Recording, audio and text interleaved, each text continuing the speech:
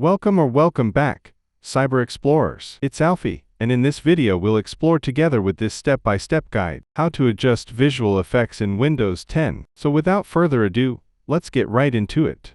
Adjusting visual effects in Windows 10 can help you balance performance and appearance, especially if you're looking to optimize your system speed. Here's how you can do it. Access Performance Options. Press Windows key +R, type sysdm.cpl, and hit Enter to open the System Properties window. Go to the Advanced tab and click on Settings under the Performance section. In the Performance Options window, switch to the Visual Effects tab. You'll see for options, let Windows choose what's best for my computer.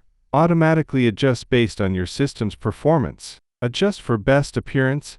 Enables all visual effects for a polished interface. Adjust for best performance. Disables all visual effects for maximum speed. Custom allows you to manually select which effects to enable or disable. Customize visual effects. If choosing custom, you can enable or disable specific effects like animate windows when minimizing and maximizing. Show shadows under windows. Smooth edges of screen fonts. Experiment with these settings to find the right balance for your needs. Once you've made your selection, click Apply and then OK. Tips for different systems. Low-end PCs.